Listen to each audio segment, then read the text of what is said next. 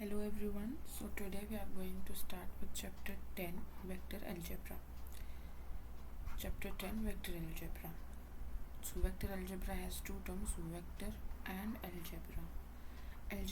Algebra is doing addition, multiplication of terms. You have studied about algebra earlier also. Now we will do vector algebra. We need to add, multiply by scalars, or vectors are multiplied. For this, what do we say? It is vector algebra. So first of all, let me introduce you to vector. First of all, this is a line. Line can be extended in both the directions. So if a line is given a direction, then this is called a directed line. Any line that is given a direction is called the directed lines. Okay, but line does not have a fixed magnitude. Okay, it can be extended in both the directions. That is why it is directed line. So if we fixed a particular magnitude and then give it a direction, then we say it is a directed line segment, and line segment has a fixed length. So this is a line segment which has a fixed magnitude and a direction, then this is the directed line segment. And what is vector? Vector is same thing. Vector, what does vector say? Vector says that a quantity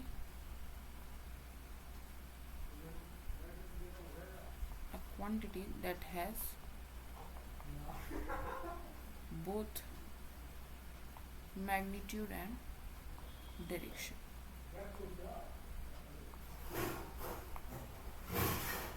Quantity that has both magnitude and direction. So हम vector किसको बोलते हैं? जिसके पास कुछ magnitude हो, fix magnitude होना चाहिए, और कुछ डायरेक्शन हो कि इस डायरेक्शन में जा रहा है, कि वो नॉर्थ डायरेक्शन में जा रहा है, कि वो साउथ डायरेक्शन में जा रहा है. अगर हम कहें कि रिया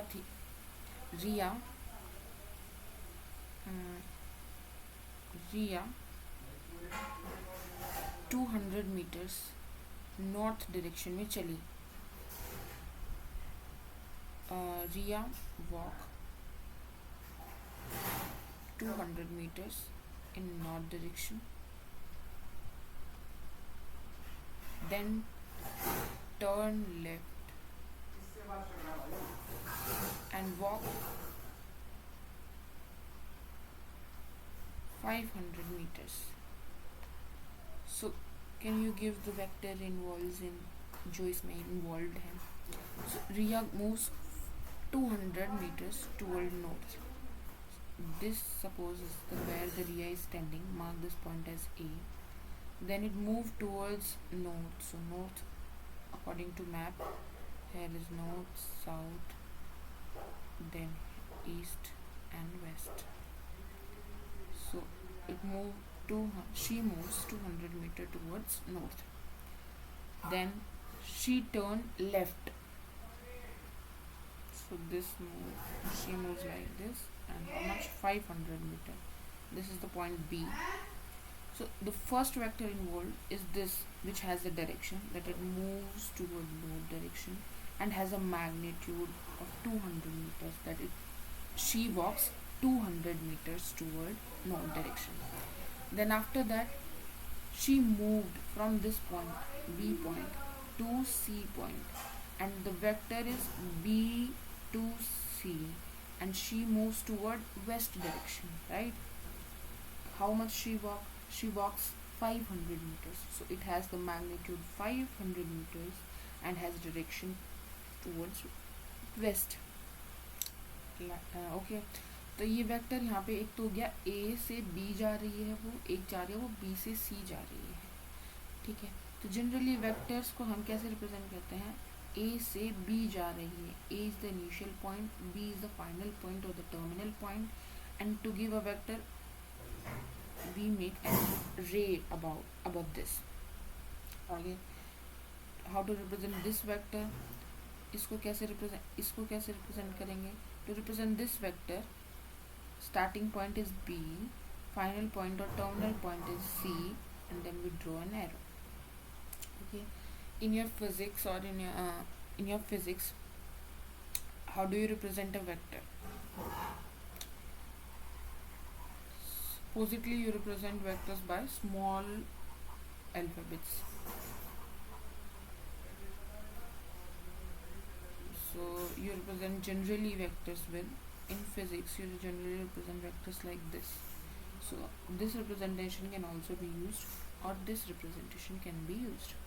So vectors, so what do we have learned about vectors? Vectors are quantity जिसके पास मैग्नीट्यूड होगा कुछ, और कुछ डायरेक्शन होगा कि वो नॉर्थ वेस्ट जा रही है, कि वो साउथ जा रही है, कि वो नॉर्थ में जा रही है, या एनीथिंग. इफ वी, अगर हम एक 2D स्पेस में काम कर रहे हैं तो दिस इज़ अ वेक्टर.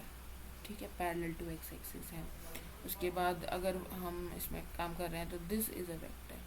अगर हम 3D में काम कर रहे हैं तो स्पेस में होंगे वेक्टर्स. ठीक है, they can start from origin, can vector, हमने कोई भी पॉइंट ले लिया 2, 1, 3. ठीक है, यहाँ पे होगा बेसिकली ये पॉजिटिव एक्स एक्सिस में, यहाँ होगा 2, 1, 3, और हमने उसको ज्वाइन कर दिया. दिस इज़ अ वेक्टर जिसका इनिशियल पॉइंट हमारा 0, 0 है, टर्मिनल पॉइंट 2, 1, 3 है. ये वेक्टर की डायरेक्शन ये हो जाएगी. अब इसका मैग्नीट्यूड कैसे निकालेंगे, that we are going to study, कि हम इसका मैग्नीट्यूड कैसे निकालेंगे. ठीक है, ना there are different kinds of vector, different vectors जो आपको नाम दिया गया है, स्पेशल काइंड ऑफ वेक्टर्स को. लाइक अगर हम 3D में हैं, ठीक है, अगर हम 3D में हैं और हमारे पास ये हो गया, हम 3D में, ये कोई पॉइंट है तो ये वेक्टर हो गया. इस वेक्टर को पोजीशन वेक्टर स्पेशली क्या होता है, position vector is a vector जिसका इनिशियल पॉइंट हमारा ओरिजिन होता है. Initial point is origin, or you can say 0, 0 if you are in 2D, or 0, 0, 0 if you are in 3D. तो vector का initial point क्या होगा, 0, ओरिजिन होगा हमेशा. एंड फाइनल पॉइंट कुछ भी, जैसे कि आप इस 3D स्पेस में अगर हम हैं तो कुछ भी ले सकते हैं. जैसे मैंने ले लिया -2, 3 और 2, ये हमारा फाइनल पॉइंट है, origin, and this point is से P. We need to calculate the position vector for point P. Position vector for point P is OP. Position vector for point P is OP. Starting point is O, final or terminal point is P. And how are okay, now you get the direction, you need to find the magnitude. Magnitude भी देना पड़ेगा क्योंकि vector की बात कर रहे हैं, तो magnitude क्या होगा. So if you look at this, supposedly this is a diagram, P is the point, this one is a P. Okay, let's say this has the coordinates x, y and z. Okay, so what we do, यहाँ से हमने perpendicular draw किया है xy plane पे. ठीक है, XY plane पे perpendicular draw किया और फिर यहाँ पे इसके परपेंडिकुलर्स ले आए हैं. तो ये जो लेंथ है ये हमारी Z है, राइट. ये लेंथ हमारी कितनी हो जाएगी, Y, और ये लेंथ हमारी हो जाएगी X. ठीक है, हमने परपेंडिकुलर ड्रॉ किया इस पे. This is 90 degree, this is 90 degree, these two axes are always at 90 degree. So you can draw diagonal of this rectangle which is in xy plane. xy plane में हमारे ये जो rectangle है इसका हम diagonal बना सकते हैं, ये diagonal आएगा. ठीक है, diagonal की वैल्यू क्या होगी, क्योंकि ये 90 डिग्री का है तो diagonal क्या हो जाएगा, ये हो जाएगा हमारा सिंपल, आप वो लगा रहे हो पाइथागोरस थ्योरम, तो ये आ जाएगा हमारा x² प्लस y². ठीक है, का रूट आएगा बेसिकली. ठीक है, अब उसके बाद हमारे पास क्या आ गया, हमारे पास इसकी वैल्यू है this is in xy plane. और ये जो लाइन है ये perpendicular to the x Y plane है, तो इस लाइन के भी परपेंडिकुलर है, ठीक है। अब ये ट्रायंगल में, सॉरी, ये जो ट्रायंगल बनी हमारी ऐसे, इसमें आप क्या लगाओगे, पाइथागोरस। तो इसमें ये तो हमारे पास ये मैग्नीट्यूड है, इसका हमारे पास z है, तो हमारे पास ये आ जाएगा, पाइथागोरस ही लगाएंगे, तो ये क्या आ जाएगा हमारे पास, इसका स्क्वायर हो जाएगा, तो x square plus Y square plus Z square का रूट जो है वो हमारे पास आ जाएगा, इसकी लेंथ आ जाएगी, ठीक है।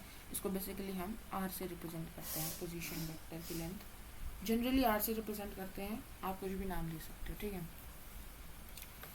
तो ओपी वेक्टर जो हमारा पोजीशन वेक्टर है, इसकी जो लेंथ है, length of OP vector is equals to under the root x square plus Y square plus Z square, where x y z are the coordinates of P, जिसका हम position vector निकाल रहे हैं। अब अगर हम जनरली अगर हम ए पॉइंट लेते हैं और हम इसका पोजीशन वेक्टर निकाल रहे हैं, तो उसको हम स्मॉल ए से रिप्रेजेंट कर देते हैं। बी पॉइंट ले रहे हैं, उसका पोजीशन वेक्टर निकाल रहे हैं, तो स्मॉल बी से रिप्रेजेंट कर देते हैं। पी पॉइंट ले रहे हैं, तो उसको हम स्मॉल पी से रिप्रेजेंट कर सकते हैं, ठीक है। तो आपको ये पता चल गया कि कोई भी पोजीशन वेक्टर होगा उसका मैग्नीट्यूड क्या होगा, ठीक है, और उसकी डायरेक्शन क्या होगी। उसका इनिशियल पॉइंट ओरिजिन होगा, फाइनल पॉइंट हमारा जो गिवन पॉइंट है वो होता है, ठीक है। उसके बाद आगे बढ़ते हैं हम। This is all about the position vector.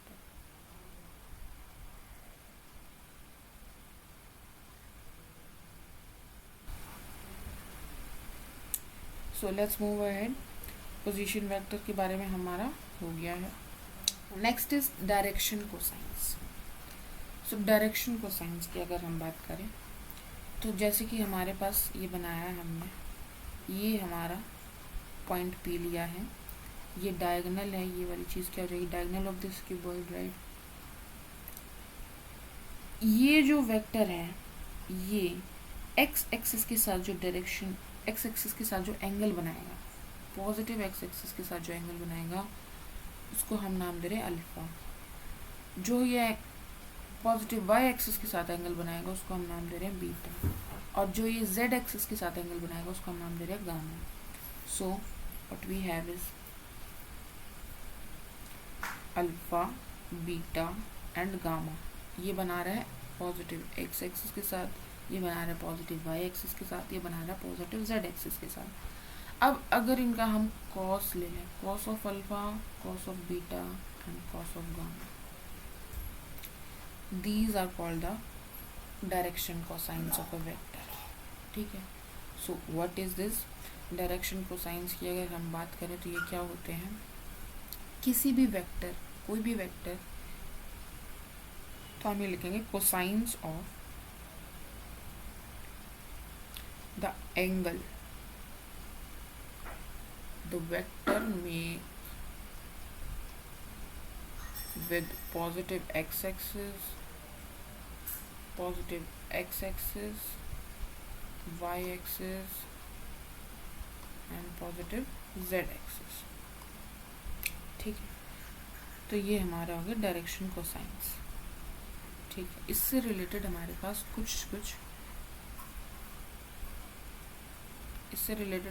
कुछ रिजल्ट्स होते हैं। जैसे कि सबसे पहले हम ये देखने की कोशिश करते हैं कि वैल्यू क्या आएगी, बेसिकली इसकी कोस अल्फा की वैल्यू क्या आएगी, और साइन कोस बीटा की वैल्यू क्या आएगी, कोस गामा की वैल्यू क्या आएगी, हम ये समझने की कोशिश करते हैं, ठीक है। तो आप ये देखिए, इसको मैं अलग से बनाती हूँ एक बार, ये यहाँ पे बना रखा है, ठीक है। तो ये हमारा पॉइंट है ओ ओरिजिन, ठीक है, दिस पॉइंट, ये वाला point origin, this is the point P, so यहाँ पे origin O and the point P, और ये हमारा वेक्टर है, ठीक है। This is the X axis, हमने ये एक्स एक्सिस बनाई है, okay. This is the perpendicular on X Y plane. तो हम क्या कर रहे हैं, इसको इससे ज्वाइन कर रहे हैं।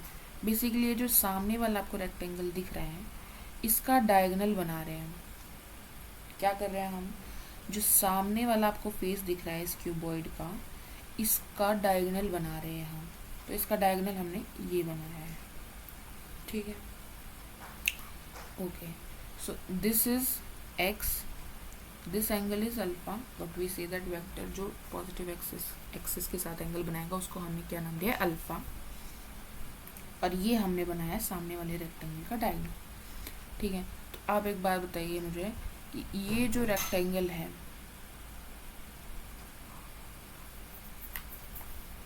और ये जो एक्सिस है, ये जो एक्सिस है ये इस रेक्टेंगल के 90 डिग्री होगी, ये बात आप समझ सकते हैं, क्योंकि ये जो रेक्टेंगल है ये वाई जेड प्लेन में है। ये क्या है, वाई जेड प्लेन के पैरेलल है ना। तो वाई जेड प्लेन पे जो हमारी एक्स एक्सिस होती है वो परपेंडिकुलर होती है। तो वाई जेड प्लेन में कोई भी जो वेक्टर होगा, इस वाई जेड प्लेन में कोई भी जो वेक्टर होगा उसके परपेंडिकुलर होगी हमारी x axis.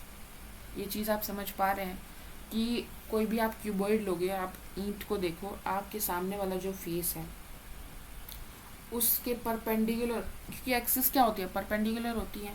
Y Z plane के परपेंडिकुलर एक्स एक्सिस होती है, एक्स वाई प्लेन के परपेंडिकुलर जेड एक्सिस होगी, और ओके एक्स जेड प्लेन के परपेंडिकुलर हमारी वाई एक्सिस होगी।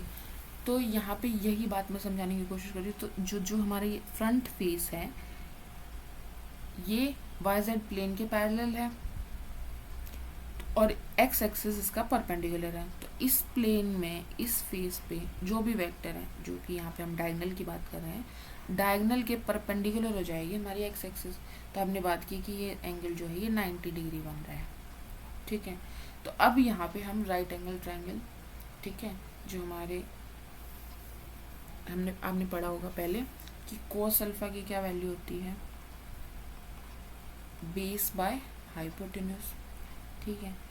इस ट्रायंगल में राइट एंगल यहाँ है तो इसके अपोजिट साइड हाइपोटेन्यूज होगी, तो हाइपोटेन्यूज होगी OP, ठीक है। OP का मैग्नीट्यूड जो होगा, तो मैंने क्या बोला था कि OP का जो मैग्नीट्यूड होगा उसको हम जनरली R से रिप्रेजेंट करते हैं मैग्नीट्यूड को, और R की वैल्यू क्या हो जाएगी, √x² + y² + z²। मैंने आपको बताया कि पोजीशन वेक्टर में जो मैग्नीट्यूड है वो क्या होता है, x² + y² + z², अगर P के कोऑर्डिनेट x y z हैं तो, ठीक है। तो x, अच्छा, तो ये हो गया हमारी हाइपोटेन्यूज। अब उसके बाद बेस कैसे फाइनलाइज करते हैं, अल्फा से, कि अल्फा यहाँ पे है तो इसके साथ जो साइड लग रही है वो हमारी बेस हो जाएगी। तो यहाँ पे बेस की वैल्यू क्या हो जाएगी, x/r। तो कोस अल्फा की वैल्यू x/r, r की वैल्यू हम रख देंगे, तो ये हो जाएगी x/√x² + y² + z²। ये हमारी कोस अल्फा की वैल्यू हो जाएगी। अगर आपको कोस बीटा की वैल्यू निकालनी है तो वो हो जाएगी, लिख देते हैं, कोस अल्फा की वैल्यू हो जाएगी x/√x² + y² + z²। अगर हम कोस बीटा की वैल्यू निकालें तो y/x² + y²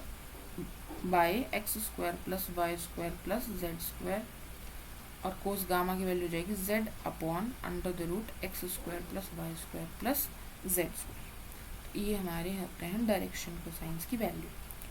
अब आप ये चीज़ नोट कीजिए कि अगर मैं cos square alpha plus cos square beta plus cos square gamma करूँ तो क्या होगा, तो ये हो जाएगा x² अपॉन इसका, तो ये हो जाएगा x² + y² + z² plus y² upon x² + y² + z², ठीक है, plus z² upon x² + y² + z², ठीक है। जब आप इसको ऐड करोगे तो ये क्या आ जाएगा, 1 आ जाएगा। तो हमारे पास एक आइडेंटिटी ये आती है कि अगर मैं कोस अल्फा को L लिखूँ, कोस बीटा को M लिखूँ जो हम जनरली लिखते हैं, और कोस गामा को मैं N लिखूँ, तो हमारी आइडेंटिटी हो जाएगी L² + M² + N² = 1। तो ये आइडेंटिटी आपको याद रखनी है कि डायरेक्शन कोसाइंस कैसे एक दूसरे से रिलेट करती हैं, ठीक है। अब हमारा टॉपिक हो गया डायरेक्शन कोसाइंस भी कंप्लीट हो गया। नेक्स्ट हम बात करते हैं कि ज़ीरो वेक्टर क्या होता है।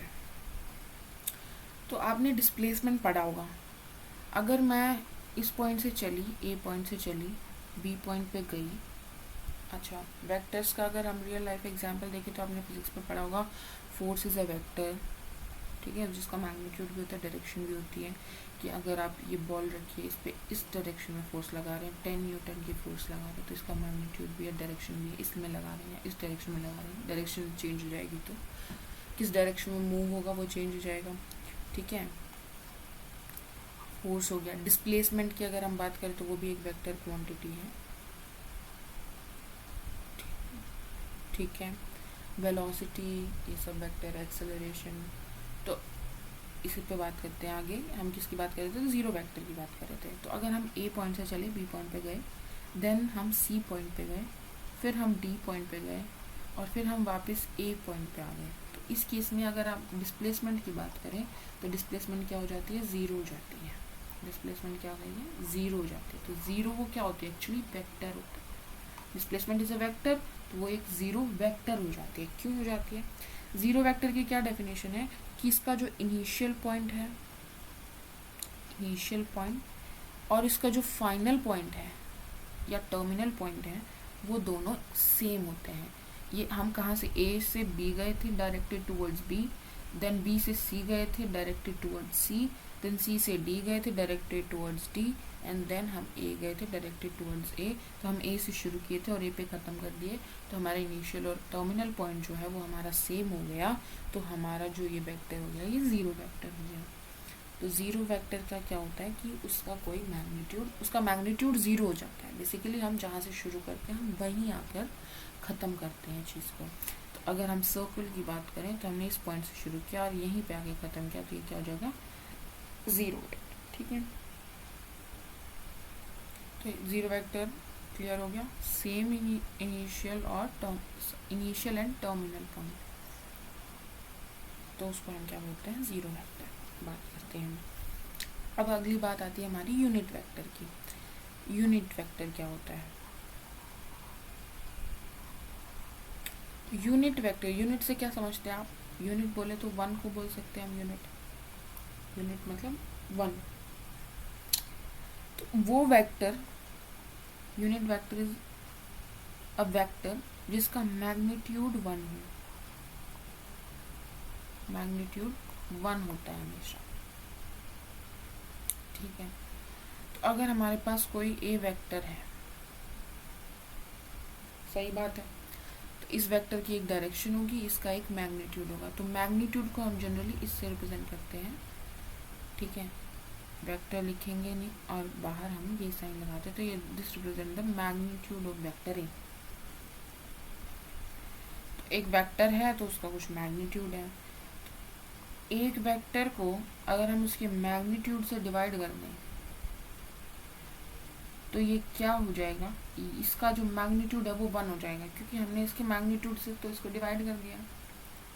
ये एक वेक्टर था, ठीक है, तो हमने इसका जितनी लेंथ है उस लेंथ से डिवाइड कर दिया, तो ये सिर्फ डायरेक्शन बची कि हम इस डायरेक्शन में चले थे, उसकी लेंथ क्या हो जाएगी, वन हो जाएगी, ठीक है। सपोज मैंने नॉर्थ डायरेक्शन में 200 मीटर चला, अगर मैं इसको 200 से डिवाइड कर दूंगी तो इसकी लेंथ क्या हो जाएगी, 1 मीटर। 1 मीटर चला नॉर्थ डायरेक्शन में, तो इसकी मैग्नीट्यूड क्या हो जाएगा, 1।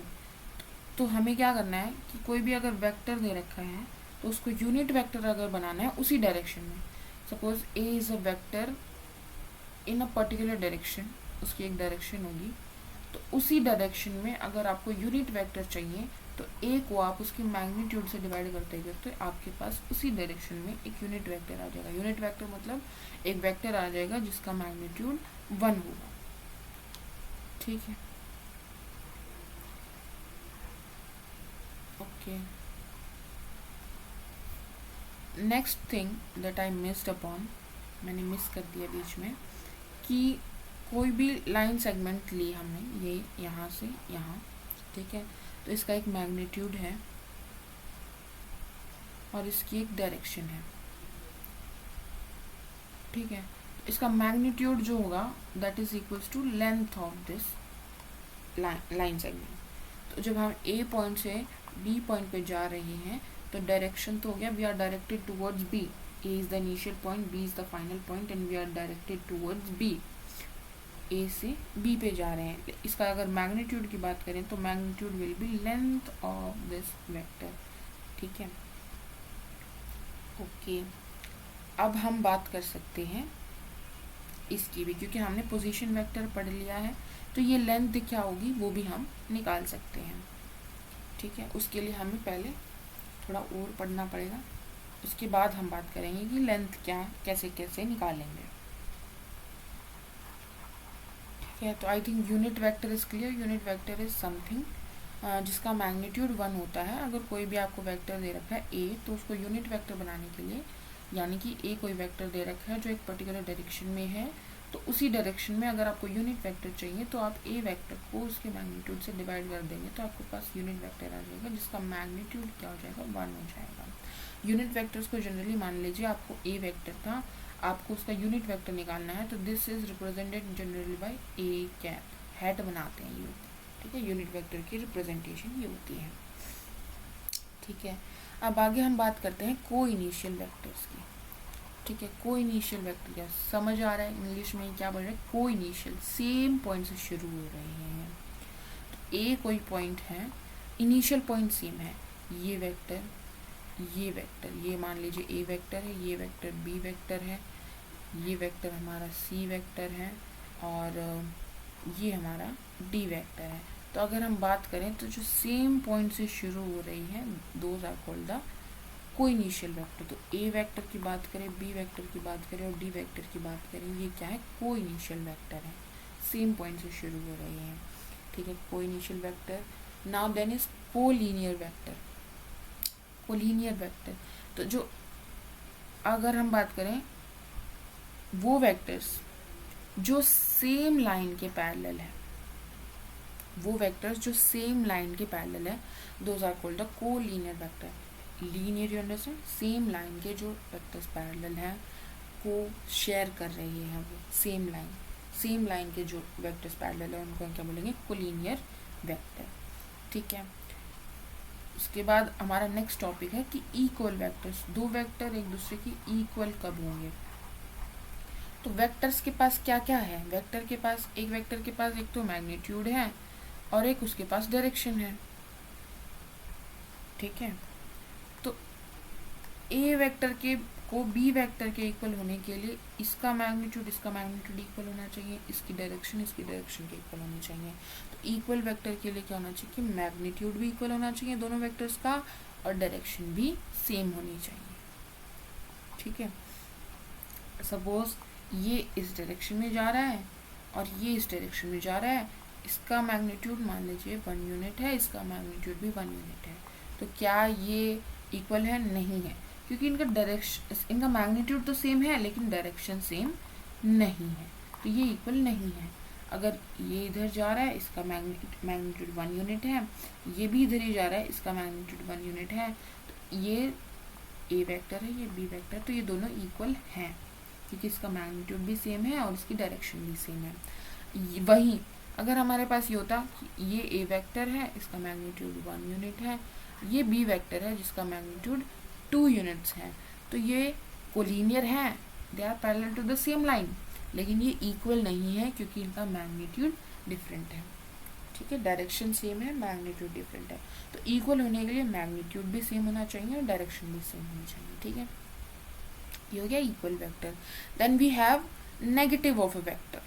ठीक है, एक वेक्टर का नेगेटिव क्या होता है. हमारे पास ये ए वेक्टर है, ठीक है, नेगेटिव जाना है, इसका लेंथ क्या है, 1 यूनिट है. नेगेटिव वेक्टर्स की अगर हम बात करें तो लेंथ सेम होगी, डायरेक्शन अपोजिट होगी, ठीक है. ए वेक्टर का नेगेटिव हो जाएगा माइनस ए वेक्टर, उसको हम ऐसे रिप्रेजेंट करेंगे, माइनस रिप्रेजेंट दैट इसकी डायरेक्शन जो है वो उल्टी है. जैसे कि ये ए पॉइंट है, ये बी पॉइंट है, हम ए से कहाँ जा रहे थे, बी पॉइंट पे जा रहे थे, तो जो बी से ए वापस आएंगे, ए बी वेक्टर की अगर हम बात करें तो वो बी ए वेक्टर का माइनस हो जाएगा, is equals to A B vector. क्योंकि डिस्टेंस सेम ट्रैवल कर रहे हैं, ए टू बी जा रहे हैं, फिर हम बी टू ए आ रहे हैं, ए टू बी जा रहे हैं तो हम बी की तरफ डायरेक्टेड हैं, और फिर जब बी से ए आ रहे हैं तो हम ए की तरफ डायरेक्टेड अपोजिट डायरेक्शन में आ रहे हैं, तो ये क्या हो जाएंगे, एक दूसरे के नेगेटिव हो जाएंगे। तो नेगेटिव वेक्टर की अगर नेगेटिव ऑफ अ वेक्टर की अगर हम बात करें तो वेक्टर के पास क्या है, एक तो मैग्नीट्यूड है, एक डायरेक्शन है, तो हम मैग्नीट्यूड का नेगेटिव नहीं ले रहे हैं, हम डायरेक्शन अपोजिट ले रहे हैं, मैग्नीट्यूड सेम रख रहे हैं, ठीक है। तो ये हो गया हमारा negative of a vector. Okay, so these are the definitions जो आपके स्टार्टिंग में है, ठीक है, चैप्टर के। I hope all of them are clear, ठीक है। अगर अच्छा एक पॉइंट और, डायरेक्शन कोसाइंस मैंने बताया था आपको, जनरली हम एल, एम और एन से रिप्रेजेंट करते हैं, ठीक है। ओके, तो अगर आप देखें तो कोस अल्फा को हमने एल से रिप्रेजेंट किया था, और ये हमारा आया था एक्स अपॉन आर। तो यहाँ से अगर आप x की बात करें तो x क्या आ जाएगा, r इंटू एन, ठीक है। सिमिलरली y क्या आ जाएगा, r इंटू एम, और z आ जाएगा हमारा r इंटू एन। तो बेसिकली एल, एम, एन जो हमारे डायरेक्शन कोसाइंस थे, उनको अगर हम एक कांस्टेंट यानी r से मल्टीप्लाई कर दें, बेसिकली जो इस वेक्टर का मैग्नीट्यूड भी होगा, तो वो हमें एक्स वाई जी की दे देता है कि एक्स वाई जेड क्या होंगे, ठीक है, ठीक है। ये चीज़ हम आगे यूज़ भी करेंगे, आगे आप देखोगे, ठीक है। यहाँ से आप देखेंगे तो x square plus Y square plus Z square is equals to, इनका भी स्क्वायर करेंगे, r square l square plus r square m square plus r square n square, r square common ले लेंगे तो अंदर बचेगा l square plus m square plus n square, और हमने दिखाया कि l square plus m square n square is 1। तो ये क्या हो जाएगा, x square plus Y square plus Z square is equals to r square, ठीक है। तो यही है, आर हमारा क्या होता है, under root x square plus Y square plus Z square. आप यहाँ से भी ये चीज़ देख सकते हैं, ठीक है। तो मैं ये दिखाना चाह रही थी कि जो x और y और z हैं, ये बेसिकली जो डायरेक्शन कोसाइंस हैं उसके एक कांस्टेंट मल्टीपल होता है, ठीक है। और l, m, n की अगर हम बात करें तो अगर कोई वेक्टर है, अगर कोई पॉइंट है, मान लीजिए x जो है वो l के इक्वल है और y m के इक्वल है और z n के इक्वल है, तो ये कब इक्वल होंगे, जब r हमारा क्या हो जाएगा, 1 हो जाएगा। x l के इक्वल है तो r क्या हो जाएगा, 1 हो जाएगा। तो अगर कोई पॉइंट एल, एम और एन करके बना है तो वो उसका जो पोजीशन वेक्टर होगा वो यूनिट वेक्टर होगा, ठीक है। जैसे कि अगर कोई पॉइंट एल, एम, एन है तो इसका जो पोजीशन वेक्टर होगा वो क्या होगा, उसका मैग्नीट्यूड 1 होगा, ठीक है, वो एक यूनिट वेक्टर होगा, क्योंकि l square plus m square plus n square क्या होता है, 1 होता है, ठीक है। एन स्क्वायर क्या होता है, 1 होता है। I think it is clear. आगे बढ़ते हैं हम। Next thing we will do is algebra of these vectors. Algebra यानी addition and multiplication. First of all we will do addition. दो वेक्टर्स को ऐड कैसे करेंगे। सपोज आपने फिजिक्स में भी पढ़ा होगा ये, ठीक है। ये एक वेक्टर है हमारे पास A, ये एक वेक्टर है हमारे पास B।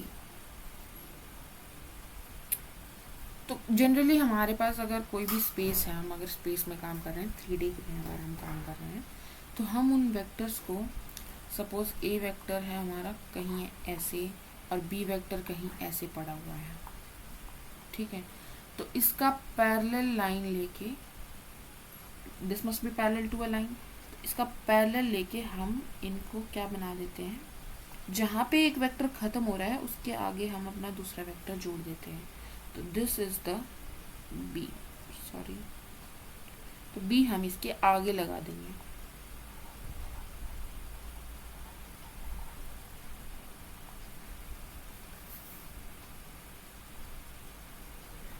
तो ये बी हमने इसके आगे लगा दिया, पैरेलल लेके आएंगे हम इसको, ठीक है। This must be parallel to this and equal magnitude का, ठीक है। तो अगर स्पेस में कहीं भी ए और बी वेक्टर पड़े हुए हैं तो तो हम उनको पैरेलल लेके इस तरह अरेंज करेंगे, एक वेक्टर जहाँ ख़त्म हो रहा है टर्मिनल पॉइंट से दूसरे वेक्टर का इनिशियल पॉइंट होगा, ठीक है। उसके बाद ये जो लाइन है, ये जो बनेंगे,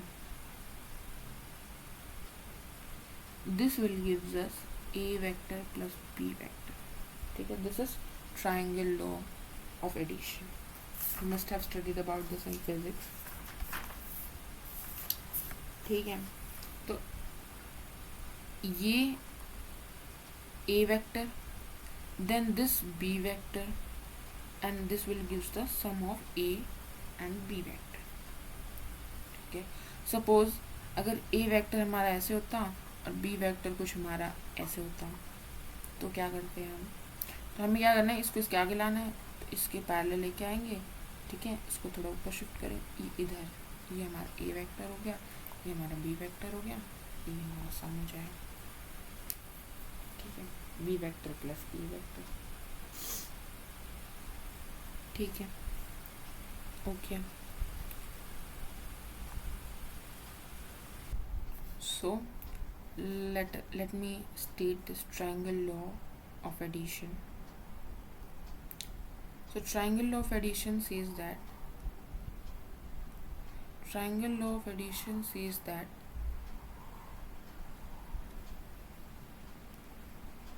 suppose from an example, let me start.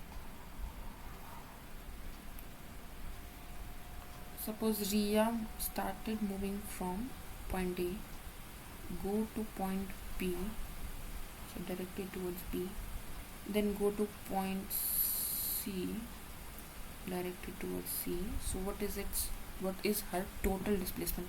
Total displacement कितनी हुई? शॉर्टेस्ट डिस्टेंस, तो ये लाइन हो जाएगी, ये हमारी टोटल डिस्प्लेसमेंट है, ये इस डायरेक्शन में है, ठीक है। तो ये क्या है बेसिकली, दिस वेक्टर को अगर मैं ए से रिप्रेजेंट करूँ, ये वेक्टर को अगर मैं बी से रिप्रेजेंट करूँ, तो टोटल डिस्प्लेसमेंट है, यानी ए वेक्टर प्लस बी वेक्टर है। तो ट्राइंगल लॉ ऑफ इनइक्वालिटी क्या कहता है कि इफ ए बी एक वेक्टर है प्लस ए बी सी एक वेक्टर है, तो वो किसके इक्वल हो जाएगा, थर्ड साइड ए सी वेक्टर के इक्वल हो जाएगा। ये हमारा ट्राइंगल लॉ ऑफ एडिशन है, ठीक है। अगर हम इसकी बात करें तो एडिशन जो होता है हमारा, ये कॉम्यूटेटिव होता है, यानी कि आप ए वेक्टर में बी वेक्टर जोड़िए या बी वेक्टर में ए वेक्टर जोड़िए, आपका रिजल्ट सेम आएगा, ये कॉम्यूटेटिव होता है। Second, this is the first point. Second point is ये एसोसिएटिव होता है, एसोसिएटिव होता है मतलब A vector plus B vector plus C vector. इसका मतलब क्या है कि पहले आप बी और सी को जोड़ लीजिए, फिर उसमें ए वेक्टर जोड़िए, या फिर सॉरी इक्वल आएगा, आप पहले ए वेक्टर और बी वेक्टर को जोड़ लीजिए और फिर उसमें सी वेक्टर जोड़िए, तो आपका रिजल्ट सेम आएगा। अच्छा देखो, आप तीन कैसे जोड़ रहे हो, ये आपका ए वेक्टर है, ठीक है, ये आपका बी वेक्टर है, आपने पहले ए वेक्टर और बी वेक्टर को जोड़ा तो आपका ये रिजल्ट आ गया, ठीक है। बी वेक्टर के आगे ही सी वेक्टर है, यू हैव टू, अच्छा ए बी सी वेक्टर कहीं भी हो सकते हैं, लेकिन आपको उनको पैरेलली लेके आना पड़ेगा इक्वल मैग्नीट्यूड का। आप इस तरह उनको अरेंज करोगे कि एक का टर्मिनल पॉइंट दूसरे का इनिशियल पॉइंट होना चाहिए, ठीक है। तो ए बी सी वेक्टर हमने उनको ऐसे अरेंज किया है। ये तो ये हो गया हमारा A vector plus B vector. Now this is A vector plus B vector, this is C vector, so this line will give us, this vector will be a vector plus b vector plus c vector। इसमें हमने पहले a और b को जोड़ा, फिर हमने c को जोड़ा। This is okay, the right hand side. Now if we talk about the left hand side,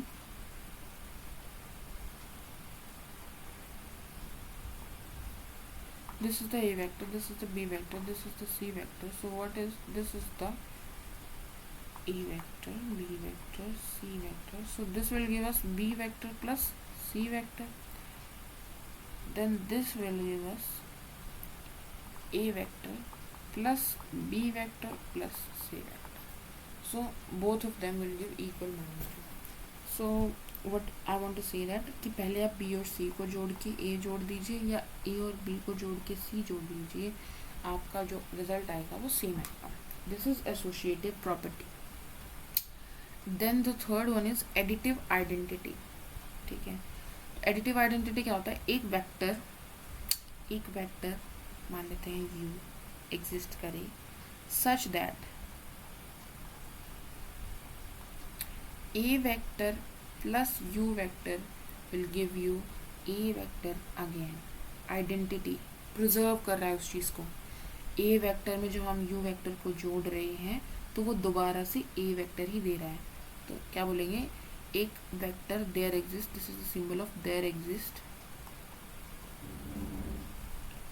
so there exist a U vector such that A vector में आप U वेक्टर जोड़ो तो A वेक्टर ही आए.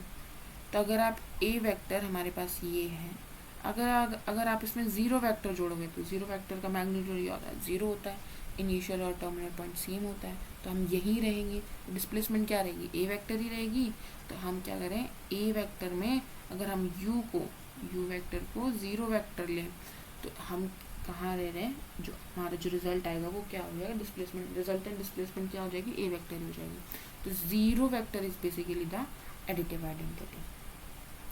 ठीक है, additive identity मतलब क्या हो रहा है कि वेक्टर, हर एक वेक्टर को वही रख रही है, मतलब उसमें ज़ीरो को ऐड करने पर वही वेक्टर आ रहा है. ठीक है, वेक्टर सेम रह रहा है. तो this is the additive identity. Now third thing is, okay let me right here first additive identity.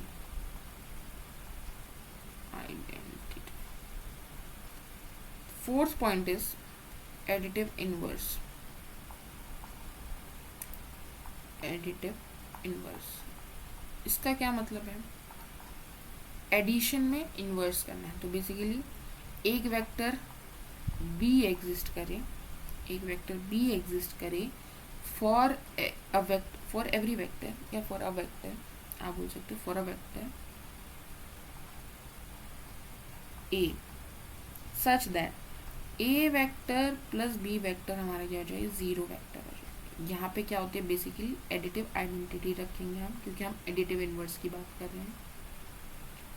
ठीक है, तो ऐसा एक वेक्टर मिल जाए हमें कि उनको ऐड करें तो ज़ीरो वेक्टर हो जाए. तो आप अगर A वेक्टर ले रहे हैं और उसमें आप नेगेटिव ऑफ A वेक्टर, जो हमने इससे पहले डेफिनेशन पढ़ी थी, नेगेटिव ऑफ A वेक्टर क्या होता है? मैग्नीट्यूड सेम रहेगा. यहाँ से मैग्नीट्यूड सेम रहेगा और हम क्या आ रहे हैं? वापस आ रहे हैं. तो हम बेसिकली क्या जा रहे हैं? जहाँ से हमने शुरू किया था वहीं पे हम ख़त्म कर रहे हैं. तो ये क्या हो जाएगा? A vector plus negative of A vector, जिसको हम माइनस ऑफ A से रिप्रेजेंट करते हैं. तो क्या दे रहे हैं? हम सेम पॉइंट पे आ रहे हैं, इनिशियल और टर्मिनल पॉइंट सेम हो जाएगा. तो ये क्या हो जाएगा? ज़ीरो वेक्टर हो जाएगा. तो एक वेक्टर जिसको हम A में ऐड करें तो हमें ज़ीरो वेक्टर मिल जाए, एडिटिव आइडेंटिटी मिल जाए, तो हम उसको क्या बोलते हैं? ये जो B वेक्टर है, जो इस कंडीशन में बेसिकली माइनस ऑफ A है, B vector is equals to minus of A vector. तो ये क्या कहलाता है? Additive inverse of A. ठीक है, additive inverse of a vector, एक वेक्टर का निकलेगा. हर एक वेक्टर का अलग अलग होगा. ठीक है, लेकिन जो एडिटिव आइडेंटिटी होगी वो सेम रहेगी सब जगह. पूरे वेक्टर स्पेस में आपकी एडिटिव आइडेंटिटी ज़ीरो ही रहेगी. एडिटिव आइडेंटिटी पूरा स्पेस का निकलता है और एडिटिव इनवर्स अलग अलग वेक्टर का अलग अलग होगा. ठीक है, तो इसमें हमने पहली प्रॉपर्टी क्या पढ़ी है? पहली प्रॉपर्टी पढ़ी कम्यूटेटिविटी, कि एडिशन कम्यूटेटिव होता है कि आप उसका ऑर्डर चेंज कर सकते हो. A प्लस B करो या B प्लस A वेक्टर करो, आपका सेम आएगा. सेकेंड प्रॉपर्टी हमने पढ़ी एसोसिएटिविटी, कि आप B प्लस C करके फिर उसमें A करो ऐड, या फिर A और B ऐड करके उसमें C ऐड करो, तो आपका रिजल्ट सेम रहेगा. थर्ड प्रॉपर्टी हमने पढ़ी कि एडिटिव आइडेंटिटी. एडिटिव आइडेंटिटी क्या होगी वेक्टर स्पेस में? ज़ीरो हमने पढ़ा. एडिटिव आइडेंटिटी क्या होता है कि एक वेक्टर, उसमें एडिटिव आइडेंटिटी को ऐड करें, वो भी एक वेक्टर होगा, ऐड करें कि हमारा जो इनिशियल वेक्टर था A वेक्टर वही आ जाए. तो ऐसा कौन सा वेक्टर हो सकता है? Zero vector. आप अगर रियल नंबर की बात करें, अगर आप इंटीजर्स की बात करें, तो अगर 1 में आप क्या ऐड करो कि 1 ही रहे, तो 0 ऐड करोगे ना। इसी तरह आप यहाँ पे कंपैरिजन कर सकते हो कि ए वेक्टर में आप क्या ऐड करो कि आपका ए वेक्टर ही रहे, तो आप क्या ऐड करोगे, 0 वेक्टर ऐड करोगे। तो हमारी एडिटिव आइडेंटिटी क्या होती है, 0 वेक्टर। अब फोर्थ प्रॉपर्टी क्या है, एडिटिव इनवर्स। एडिटिव इनवर्स क्या होता है कि एक वेक्टर में हम क्या ऐड करें कि हमारी एडिटिव आइडेंटिटी बन जाए, ठीक है। और एडिटिव इनवर्स हमारा हर एक वेक्टर का अलग अलग होगा। वेक्टर चेंज हो जाएगा तो एडिटिव इनवर्स चेंज हो जाएगा, लेकिन एडिटिव आइडेंटिटी हमेशा 0 रहेगी। तो इस केस में आप बेसिकली आपको निकालने की ज़रूरत नहीं है। एडिटिव के केस में आप कोई भी वेक्टर आपको ये दे रखा है तो उसका एडिटिव इनवर्स क्या हो जाएगा, माइनस ऑफ ए वेक्टर। मतलब बेसिकली आपको मैग्नीट्यूड सेम रखना है, डायरेक्शन आपको अपोजिट कर देनी है, तो वो आपका एडिटिव इनवर्स हो जाएगा, ठीक है। So I think it is clear. तो कंपोनेंट्स ऑफ अ वेक्टर क्या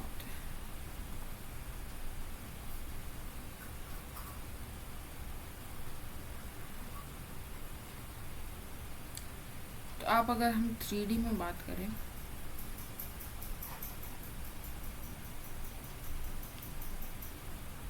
तो पॉजिटिव एक्स एक्सिस को के अलोंग जो वेक्टर होगा of unit magnitude of magnitude 1, positive x axis के अलोंग ऑफ मैग्नीट्यूड 1 जो वेक्टर होता है उसको हम बेसिकली आई कैप से रिप्रेजेंट करते हैं। पॉजिटिव वाई एक्सिस के अलोंग जो हमारा 1 मैग्नीट्यूड का वेक्टर होता है उसको हम जे कैप से रिप्रेजेंट करते हैं। और z एक्सिस के अलोंग, पॉजिटिव z एक्सिस के अलोंग जो हमारा मैग्नीट्यूड 1 का वेक्टर होता है उसको हम k वेक्टर से रिप्रेजेंट करते हैं। And this is fixed. आपको x को i कैप से रिप्रेजेंट करना है, y के अलोंग z कैप से रिप्रेजेंट करना है, y के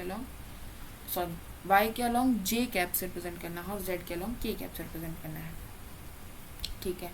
suppose this is the point x y z। तो अगर हम इसका परपेंडिकुलर एक्स वाई प्लेन पे लेके आए, ठीक है, और यहाँ से भी परपेंडिकुलर ड्रॉ करें एक्स और वाई एक्सिस पे, तो दिस इज एक्स, इसकी लेंथ एक्स होगी, इसकी लेंथ वाई होगी। पॉइंट्स का यही तो होता है ना, मतलब एक्स वाई जेड का मतलब। और इसकी लेंथ हमारी, ये जो लेंथ है हमारी, इसको हम यहाँ पे जेड होगी, ठीक है। तो आप क्या कर रहे हो, आप एक्स यूनिट आई कैप डायरेक्शन में चल रहे हो, आप एक्स यूनिट आई कैप डायरेक्शन में चल रहे हो, ठीक है। तो बेसिकली हो गया हमारा ये वेक्टर, ठीक है। अगर मैं इसमें वाई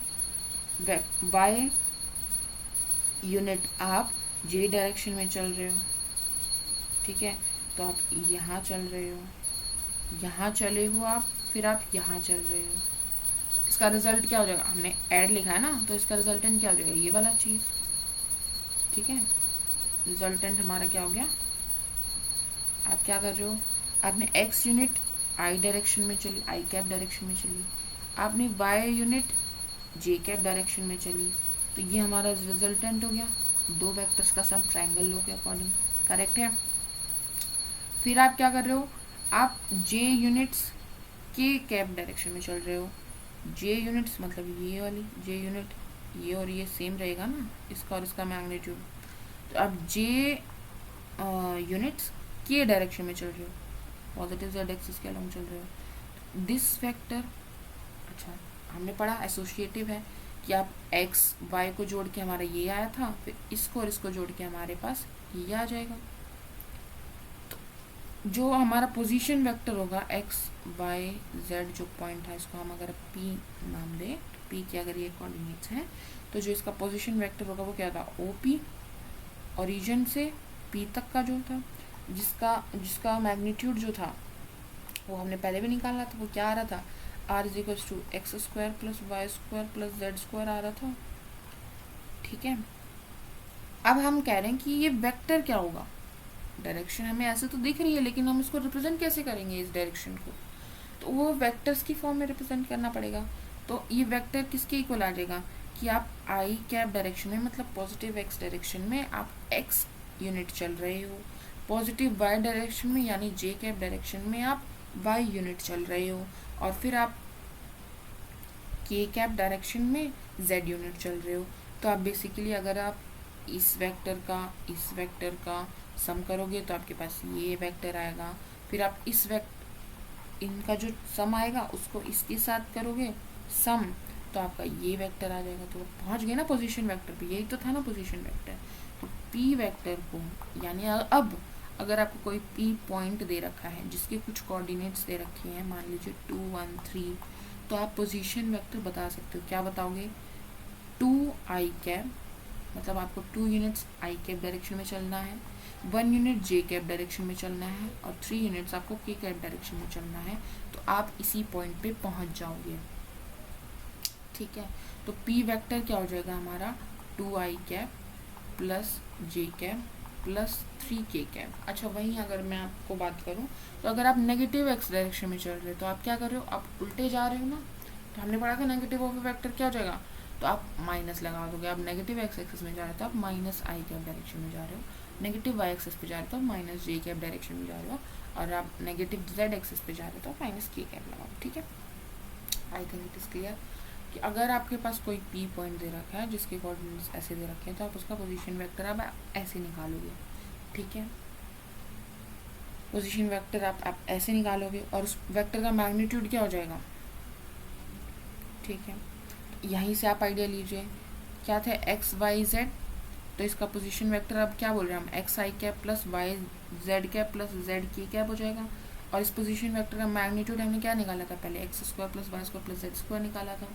तो आप यहीं से आइडिया लीजिए कि अगर आपके पास कोई वेक्टर ए वेक्टर दे रखा है जिसका A1 आई कैप प्लस A2 जे कैप प्लस A3 के कैप अगर लिखा हुआ है, तो इस वेक्टर का मैग्नीट्यूड क्या हो जाएगा? A1 का स्क्वायर प्लस A2 का स्क्वायर प्लस A3 का स्क्वायर का अंडर रूट हमारे इस वेक्टर का क्या आ जाएगा? मैग्नीट्यूड आ जाएगा। ठीक है, अगर आपको बोले कि इस वेक्टर के डायरेक्शन कोसाइंस निकालिए, इस वेक्टर की डायरेक्शन कोसाइंस आप कैसे निकालोगे? तो डायरेक्शन कोसाइन क्या बोले थे? X upon r will give cos alpha equals to l, यही होगा। तो आर हमने पता लगा लिया, आर क्या होता था? मैग्नीट्यूड ऑफ दिस वेक्टर, तो मैग्नीट्यूड ये आ जाएगा हमारा। ठीक है, तो एक्स यहाँ पे क्या हो जाएगा? एक्स क्या था? एक्स जो कोऑर्डिनेट था, तो यहाँ पे इसका कोऑर्डिनेट क्या? A1 आ जाएगा। तो A1 upon under the root A1 square plus A2 square plus A3 square, ये हमारा क्या आ जाएगा? L। ऐसे ही A2 upon under root A1 square plus A2 square plus A3 square आ जाएगा M, और ऐसे ही A3 अपॉन वहाँ से हम निकाल लेंगे N। अच्छा, अगर आपको A वेक्टर इस फॉर्म में दिया है, तो अगर आपको इसका यूनिट वेक्टर निकालना है, आपको A कैप निकालना है, तो आप क्या करोगे? A वेक्टर को उसके मैग्नीट्यूड से डिवाइड कर दो। मैग्नीट्यूड क्या है हमारा? मैग्नीट्यूड हमारा ये है, यही तो है ना मैग्नीट्यूड। तो आपको क्या करना है? A वेक्टर को इससे डिवाइड करना है, तो हमारे पास क्या आ जाएगा? यूनिट वेक्टर आ जाएगा A कैप डायरेक्शन में। ठीक है, this is all about the component of a vector. So this is basically these vector, मतलब अगर हम इस तरह कंपोनेंट कर रहे हैं किसी वेक्टर को आई कैप जे कैप के कैप की फॉर्म में, तो हम इनको क्या बोलते हैं? Rectangular component. क्या बोलते हैं? Rectangular component of a vector.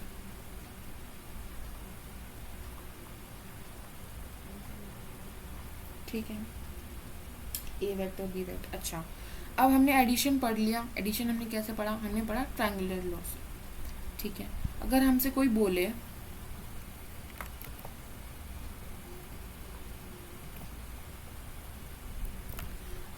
बोले कि अगर हमें दे रखा है ए वेक्टर दे रखा है A1 आई कैप प्लस B1 जे कैप प्लस C1 के कैप, और बी वेक्टर दे रखा है A2 आई कैप प्लस B2 जे कैप प्लस C2 के कैप। अगर अब आपको बोले कि A vector plus B vector निकालना है, तो आपको कुछ नहीं करना। अब आप ट्रायंगल में क्या बता रहा था? ये ए वेक्टर था, ये बी वेक्टर था, ये ए बी वेक्टर था, ए प्लस बी वेक्टर था, राइट? आपको मैग्नीट्यूड नहीं पता चल रहा था। ठीक है, आप ये फिजिक्स में लिखा होगा कि इसका मैग्नीट्यूड क्या होगा? ए वेक्टर के मैग्नीट्यूड का स्क्वायर प्लस बी वेक्टर के मैग्नीट्यूड का square plus 2 cos theta 2ab magnitude cos theta का अंडर रूट होता है, ये करके आप आर निकालते थे, वो आपने पढ़ा होगा, लेकिन अभी हमने यहाँ पे नहीं पढ़ा। ठीक है, तो आप कैसे निकालोगे? ए प्लस बी वेक्टर होगा क्या? बेसिकली तो आप क्या करोगे, ए प्लस बी वैक्टर क्या होगा, ए प्लस बी वैक्टर हो जाएगा, सिंपली आपको आई कैप के कोऑर्डिनेट्स ऐड करेंगे, A1 प्लस A2 कोफिशिएंट जो है आई cap plus B1 plus B2 अलग अलग J cap plus C1 plus C2 J cap. तो ये जो वेक्टर बनेगा ये हमारा basically A vector plus B vector बनेगा। ठीक है, I think it is clear. अगर आपको बोले कि डिफरेंस निकालना है, A vector minus B vector निकालना है, तो क्या करेंगे, माइनस कर देंगे, A1 माइनस A2 हो जाएगा आई cap plus B1 minus B2 हो जाएगा जे cap plus C1 minus C2 हो जाएगा जे कैप। ठीक है, तो इस फॉर्म में अगर आपको रेक्टेंगुलर कंपोनेंट की फॉर्म में कोई वेक्टर दे रखा है तो आपका एडिशन और माइनस निकालना, डिफरेंस निकालना ईजी हो जाता है। ठीक है, अगर वहीं मैं triangular law of inequality, triangular law of addition से अगर मैं बात करूं, अगर उससे अगर आपको निकालना है डिफरेंस, क्या निकालना है, अब आपको डिफरेंस निकालना है, तो ये ए वेक्टर है। ठीक है, इसके आगे हमने क्या लगाया, बी वेक्टर। आपको क्या करना है, A vector minus B vector निकालना, तो हम इसको क्या लिख सकते हैं, A vector plus minus of B vector लिख सकते हैं। अब बी वेक्टर अगर ए वेक्टर ये है और बी वेक्टर ये है, बी वेक्टर अगर ये है तो माइनस ऑफ बी वेक्टर क्या होगा, अपोजिट डायरेक्शन में होगा, इक्वल मैग्नीट्यूड का। ठीक है, अपोजिट डायरेक्शन में होगा इक्वल मैग्नीट्यूड का, तो ये हो जाएगा माइनस बी वेक्टर। तो आपको क्या करना है, ए वेक्टर और माइनस बी वेक्टर जोड़ना है, तो ये हमारा जो होगा ये हमारा A vector minus B vector हो जाएगा। ठीक है, एडिशन ही तो है, ऐसे ना, ये ऐसे वेक्टर होगा फिर ऐसे वेक्टर होता है, तो ये हमारा एडिशन होता है, तो ये हमारा ठीक है। डिफरेंस आप ऐसे निकालते हो, ऐसे लिखते हो, आप फिजिक्स में ये चीज़ यूज भी करते हो। ठीक है, अब उसके बाद अगर हम बात करें पैरेललोग्राम लॉ की, पैरेललोग्राम लॉ ऑफ एडिशन पे अब हम आते हैं। पैरेललोग्राम लॉ ऑफ एडिशन क्या कहता है कि यहाँ पे हमें क्या करना पड़ रहा था कि ए और बी वेक्टर अगर हमें दे रखे हैं तो हमें उनको इस तरह अरेंज करना पड़ा था कि जहाँ पे एक ख़त्म हो रहा है वहाँ से दूसरा शुरू हो रहा था। ठीक है, एक का टर्मिनल पॉइंट दूसरे का इनिशियल पॉइंट था। पैरेललोग्राम में कोई इनिशियल वेक्टर्स अगर हमारे पास हैं, ए वेक्टर है और ये बी वेक्टर है, अगर कोई इनिशियल वेक्टर सेम पॉइंट से शुरू होने वाले वेक्टर्स हैं तो उनका एडिशन कैसे करेंगे, तो क्या कर रहे हैं हम, जो इसका डायगोनल होगा इस पैरेललोग्राम को हम कंप्लीट करेंगे ऐसे। ये पैरेललोग्राम बन गया, इस पैरेललोग्राम का जो डायगोनल होगा that will gives us A vector plus B vector addition. This is the parallelogram law of vector addition. Okay, तो I think it's like parallelogram, a vector b vector, this will gives the a vector plus b vector, a vector b vector, a vector plus b vector. You can see that if we draw parallelogram like this, तो parallelogram क्या होता है, opposite side same होंगे, तो ये vector और ये vector की मैग्नीट्यूड सेम हो गया, डायरेक्शन हमें सेम कर दी, ए वेक्टर दिस बी वेक्टर, तो ट्रायंगुलर लॉ से ये ही आएगा ए प्लस बी वेक्टर। तो हम क्या बोल सकते हैं कि अगर कोई इनिशियल वेक्टर हमें दे रखे हैं, दो कोई इनिशियल वेक्टर अगर हमें दे रखे हैं तो उनका जो सम होगा वो क्या हो जाएगा, A vector plus B vector, diagonal of the parallelogram. ठीक है, I think it is clear, parallelogram law of addition. तो अब हम दो एप्लीकेशंस टाइप हैं किसकी, एडिशन ऑफ वेक्टर्स की, वो करते हैं। ठीक है, ये लिखी जो हुई है यहाँ पे, let go back to what we have to do and what we have done. Okay, so addition of vectors, triangle law of addition में हम एक का टर्मिनल पॉइंट और दूसरे का इनिशियल पॉइंट को कोइंसाइड करते हैं और ये हमारा क्या देता है, एडिशन। पैरेललोग्राम लॉ, दो को इनिशियल वेक्टर्स होते हैं और डायगोनल हमें क्या दे रखा है, एडिशन दे देता है, एडिशन। पैरेललोग्राम देख लिया हमने, ट्रायंगुलर लॉ देख लिया, कंपोनेंट रेक्टेंगुलर कंपोनेंट्स हमने देख लिया। The things we are left with is, one is section formula, components हमने देख लिया, ठीक है। तो सेक्शन फॉर्मूला देखना है, और एक चीज़ और जो हमने बीच में छोड़ दी थी कि कोई भी ए पॉइंट है और बी पॉइंट है, उनके बीच में जो लाइन है जो ए से शुरू होकर बी जा रही है, तो इस लाइन का जो मैग्नीट्यूड है वो आप कैसे निकालोगे, ठीक है। ये वेक्टर बेसिकली होगा क्या, कैसे निकालोगे, तो इसमें भी आपका एडिशन का रोल है। अभी हम ये देखते हैं दोनों चीज़ें, ठीक है। ये देखने के लिए हम देखिए, अगर ये एक पॉइंट है ए, ये पॉइंट है B, first thing is vector joining two points, ठीक है। ये हमारा वेक्टर है ए बी, कैसे निकालेंगे, तो ए वेक्टर के लिए हमारे पास एक पोजीशन वेक्टर होगा, ये हमारा ओरिजिन है, तो ओ ए हमारा पोजीशन वेक्टर होगा, इसको हम रिप्रेजेंट करते हैं स्मॉल ए से, ठीक है। पोजीशन वेक्टर ये क्या है, ओरिजिन है, ठीक है। तो ये पोजीशन वेक्टर हो जाएगा ए का, ए और बी हमारे दो पॉइंट्स हैं। ये अगर हम बात करें तो ये क्या हो जाएगा, ये पोजीशन वेक्टर हो जाएगा बी का, ठीक है। बी हमारा दूसरा पॉइंट है। तो अगर आप इस ट्रायंगल में देखें तो आप कहाँ से कहाँ जा रहे हैं, आप एक तो यहाँ जा रहे हैं, ये हमारा पोजीशन वेक्टर, एक पोजीशन वेक्टर ये है। तो अगर आप यहाँ और फिर यहाँ जाएं तो आप वही देख रहे हैं ना, triangular law of addition, A vector plus this vector will gives this vector, यही होना चाहिए ट्रायंगुलर लॉ। क्या बोलता है कि A vector plus A B vector, initial point terminal point, will give us B vector. तो ए बी वेक्टर क्या हो जाएगा, दोनों तरफ क्या कर देंगे हम, minus of A vector add कर देंगे। ए बी वेक्टर क्या हो जाएगा, A vector plus minus of A vector, ये क्या हो जाएगा, जीरो वेक्टर, हमने पढ़ा था एडिटिव इनवर्स है।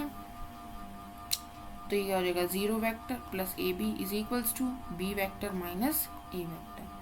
अब जीरो वेक्टर किसी भी वेक्टर में ऐड होगा तो क्या पढ़ा था, जीरो इज एडिटिव आइडेंटिटी, तो ये क्या हो जाएगा, A B vector is equals to B vector minus A vector. तो अगर आपको ए बी वेक्टर निकालना है, ए पॉइंट है कोई, बी पॉइंट है कोई, अगर उसको ज्वाइन करने वाले वेक्टर का वेक्टर निकालना है आपको, तो आप क्या करोगे, बी का जो पोजीशन वेक्टर है और ए का जो पोजीशन वेक्टर है उनको आप माइनस कर दोगे, जो फाइनल पॉइंट है उसके पोजीशन में से आप इनिशियल पॉइंट का पोजीशन वेक्टर माइनस करोगे, ठीक है।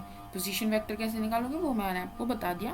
कंपोनेंट में कैसे निकालेंगे, अगर ए का मान लीजिए 2 -1 2 पॉइंट है और बी हमारा 2,3 पॉइंट है, ये पॉइंट है, ठीक है। तो इसका पोजीशन वेक्टर क्या हो जाएगा, 2i cab -1j cab plus 2k cab, ठीक है। और इसका क्या हो जाएगा, 3i cab plus 2j cab plus 3k cab. करना क्या है, माइनस करना है। तो माइनस करने में क्या, सिंपली कंपोनेंट वाइज माइनस करेंगे, 3 - 2 is 1i cab plus 2 -1. Do you understand that? 2 -1. So it's 2 + 1 3j cap, 3 - 2. So it's 1k cap. So this will give us the vector AB. क्या करना है, जो B पॉइंट है उसका पोजीशन वेक्टर में से आपको A पॉइंट का पोजीशन वेक्टर माइनस करना है, and you will get the line vector joining A and B starting from A and terminal point is B. So this is the concept कि आप दो vectors को ज्वाइन करने वाला vector, दो पॉइंट्स को ज्वाइन करने वाला वेक्टर कैसे निकालेंगे, ठीक है। Next point is section formula. We are left with section formula. वो कैसे करेंगे, for the section formula let's start with section formula. There are two cases. Case one is if a line is section कर रहे हैं, section formula आपने पहले भी पढ़ा है, section कर रहे हैं हम उसको, किसी रेशियो में डिवाइड कर रहे हैं किसी लाइन सेगमेंट को, ठीक है। तो एक तो हो गया कि वो इंटरनली डिवाइड कर रही है, एक हो जाएगा हमारा जो एक्सटर्नली डिवाइड कर रही है, एक्सटर्नली डिवाइड कर रही है,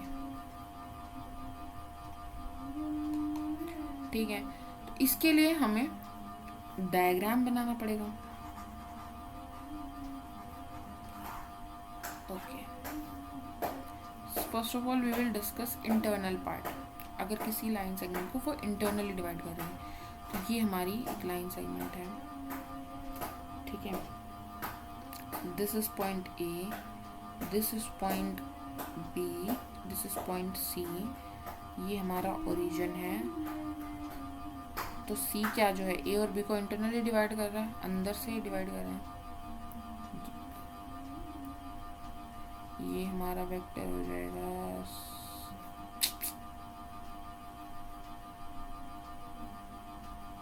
सी का पोजीशन वेक्टर, हो जाएगा बी का पोजीशन वेक्टर, ठीक है। तो हम इसको स्मॉल ए से रिप्रेजेंट करते हैं, इसको स्मॉल सी से रिप्रेजेंट करते हैं, इसको स्मॉल बी से रिप्रेजेंट करते हैं, और हम मान लेते हैं कि इसको m1 m2 रेशो में डिवाइड कर रहा है, ठीक है। ए बी पॉइंट्स हैं, उनको ज्वाइन करने वाली लाइन सेगमेंट हमारी ए बी हो जाएगी। ए बी हमारी लाइन सेगमेंट को जो सी है वो इंटरनली डिवाइड कर रहा है, किस रेशो में डिवाइड कर रहा है, m1:m2 रेशो में डिवाइड कर रहा है, ठीक है। अब एक चीज़ देखिए आप, ये हमारा पोजीशन 0 है, ओरिजिन है, ठीक है। तो ए सी वेक्टर की अगर मैं बात करूं, उसमें अगर मैं ए वेक्टर जोड़ूं, A vector plus A C vector क्या आ जाएगा हमारा सी वेक्टर, ठीक बात है। A C vector plus A vector is C vector, then C vector plus C B vector is equals to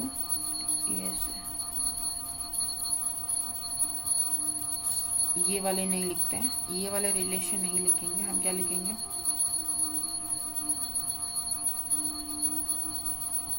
ये तो ठीक बनाया था मैंने, मुझे ये इरेज करना था। हम लिखेंगे A vector plus A B vector is equals to B vector. देख सकते हैं आप ये रिलेशन की A vector plus A B vector is equals to B vector, ठीक बात है। तो अब यहाँ से अगर आप ए वेक्टर अच्छा, अब आप क्या देख सकते हैं कि जो ए सी है अपॉन सी बी वो क्या है m1/m2। तो आप यहाँ से क्या लिख सकते हैं कि m2 times A C is equals to m1 times C B, ठीक है। हम ये वाला रिलेशन भी लिख ही लेते हैं कि C vector plus C B vector will gives us B vector, ठीक बात है। अब ए सी क्या है, m2 times A C is equals to m1 times C B. अब हम इनको रिप्लेस करेंगे,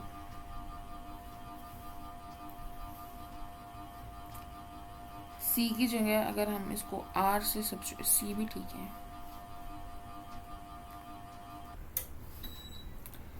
तो अगर आप यहाँ से निकालना चाहें, यहाँ से अगर आप निकालना चाहें तो ए सी क्या आ जाएगा, C vector minus A vector. यहाँ से अगर आप निकालेंगे तो सी बी क्या आ जाएगा, B vector minus C vector. और ये रिलेशन अगर आप यहाँ पुट करें तो m2 times A C vector, A C vector की वैल्यू क्या है, C vector minus A vector is equals to m1 times C B vector क्या है, B vector minus C vector, ठीक है। मल्टीप्लाई कर देंगे, m2 C vector minus m2 A vector equals to m1 B vector minus m1 C vector, ठीक है। सी वाले इकट्ठा ले लेंगे तो ये हो जाएगा m2 plus m1 into C vector equals to m1 B vector minus m2 A vector, C vector क्या हो जाएगा m1 B vector minus m2 A vector upon m1 plus m2। ठीक है, तो क्या ध्यान रखेंगे, मैंने सही लिखा है, ए प्लस आएगा, ये वाली टर्म इधर जाएगी तो प्लस आ जाएगा। ठीक है, तो क्या करना है, ये ए वेक्टर क्या था, इसका पोजीशन वेक्टर, किसका, ए का पोजीशन वेक्टर, बी वेक्टर था हमारा, इसका पोजीशन वेक्टर। तो आपको क्या करना है, उल्टा करना है। m1 इधर था ना, m1 को इसके साथ मल्टीप्लाई करेंगे, m2 को इसके साथ मल्टीप्लाई करेंगे, ऐड करेंगे, और डिवाइड भी हम किससे करेंगे, m1 प्लस m2 से करेंगे। तो आपको c का पोजीशन वेक्टर मिल जाएगा। ठीक है, पॉइंट मिल जाएगा आपको। वहीं अगर ये चीज़ एक्सटर्नली होती,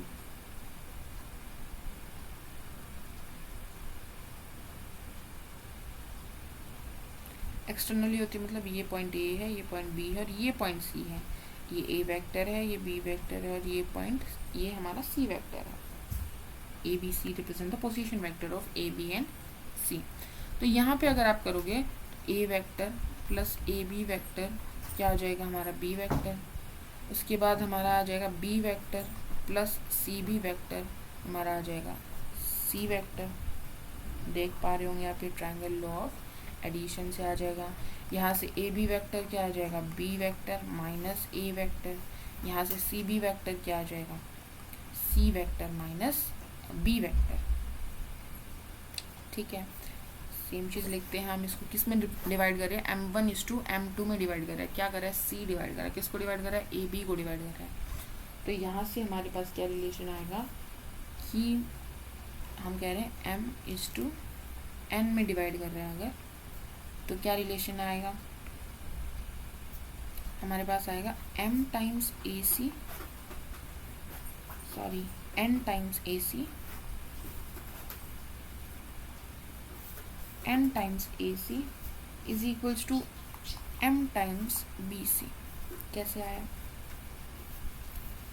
c हमारा डिवाइड कर रहा है ए बी को, ठीक है, तो ए सी अपॉन बी सी क्या है हमारा, m is to n times A C is equals to m times B C. यहाँ से हमारे पास रिलेशन आ गया। ठीक है, तो अब यहाँ पे हम वैल्यू सब्स्टिट्यूट करेंगे, तो n ए सी हमारे पास क्या है, ए सी तो सम है, तो ए सी कैसे निकाल सकते हो आप, ए vector plus A C vector, A vector plus A C vector क्या देगा, सी वेक्टर। तो यहाँ से ए सी क्या आ जाएगा, C vector minus A vector, A सी। तो ए सी की वैल्यू रखेंगे, यहाँ पे आ जाएगा C vector minus A vector equals to m times B C. B C क्या है हमारा, सॉरी हमने इस तरफ लिखा था तो यहाँ बी सी आना चाहिए,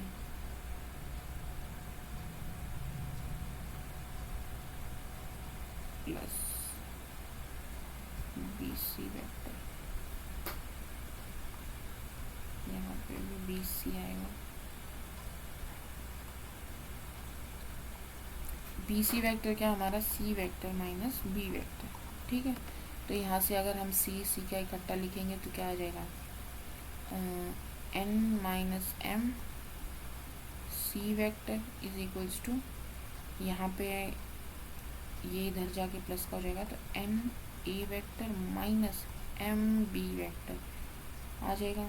तो यहाँ से फिर हमारे पास क्या आ गया कि C vector is equals to n A vector minus m B vector upon n minus m। तो आप यहाँ पे क्या देख रहे हो कि a के साथ n मल्टीप्लाई हुआ, b के साथ m मल्टीप्लाई हुआ, यहाँ पे डिफरेंस क्या आ गया, बीच में क्या आ गया, माइनस आ गया। क्या आ गया, माइनस आ गया। तो आपको ध्यान रखना है कि पहले कौन सी टर्म आएगी।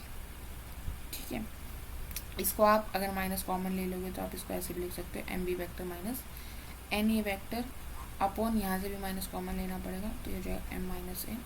ठीक है, तो क्या करना है आपको, याद रखने के लिए हम इसको दोबारा लिखते हैं दोनों को, कि अगर वो इंटरनली कर रहा है, अगर ए बी लाइन सेगमेंट को सी इंटरनली डिवाइड कर रहे हैं तो आप उसको क्या करोगे, किस रेशो में डिवाइड कर रहे हैं, m/n रेशो में डिवाइड कर रहे हैं, हम सीधा ये लिख रहे हैं m/n रेशो में कर रहे हैं m into B vector. Opposite लेना है, plus n into A vector upon m plus n, ये हमारा हो जाएगा अगर वो उसको कहाँ डिवाइड कर रहा है, इंटरनली डिवाइड कर रहा है। अगर वो एक्सटर्नली डिवाइड कर रहा है,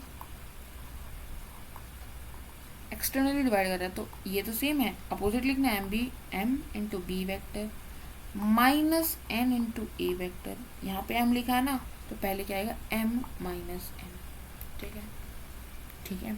यहाँ पे हमने पहले क्या लिखा था, n लिखा था, तो पहले क्या था n आ रहा था। तो आपको ध्यान रखना है कि पहले जो टर्म रखी है नीचे भी वही m आ रहा है, वही रेशो आ रही है। तो यहाँ से आप निकाल सकते हो सेक्शन फॉर्मूला हमारे इंटरनली और एक्सटर्नली डिवाइड कर रहे हैं तो, ठीक है। अगर हम यही बात करें कि ए पॉइंट है, बी पॉइंट है, अगर आपको इसका मिड पॉइंट निकालना है, मिड पॉइंट निकालना है तो कहाँ हो गया, 1:1 रेशो में डिवाइड हो गया। तो इंटरनली डिवाइड कर रहा है तो क्या करेंगे, क्या आएगा 1 into B vector plus 1 into A vector, इसका position vector upon 1 plus 1 is 2, तो ये हो जाएगा B vector plus A vector by 2। B क्या है, बी का पोजीशन वेक्टर है, और ये क्या है हमारा कैपिटल ए का पोजीशन वेक्टर है। तो यहाँ से हमारे पास मिड पॉइंट आ गया। तो मिड पॉइंट का आप डायरेक्ट याद कर सकते हो कि आपको इसका पोजीशन वेक्टर, इसका पोजीशन वेक्टर ऐड करना है और 2 से डिवाइड करना है। अगर कंपोनेंट वाइज दे रखा है तो आपके लिए और भी आसान हो जाएगा, क्योंकि आपको सिंपली कंपोनेंट वाइज ऐड करेंगे A1 A2 को और उसको 2 से डिवाइड कर देंगे आई कैप। फिर ऐसे ही हमारा आ जाएगा B1 plus B2 upon 2 J cap and C1 plus C2 upon 2 ये। तो हमारे पास ये क्या आएगा, mid point formula. Mid point formula, mid point formula क्या आ जाएगा हमारे पास, A vector plus B vector upon 2, ठीक है। I think it is clear. तो आज हम यहीं तक रखते हैं, एडिशन ऑफ वेक्टर्स हमने पढ़ लिया है। Good bye.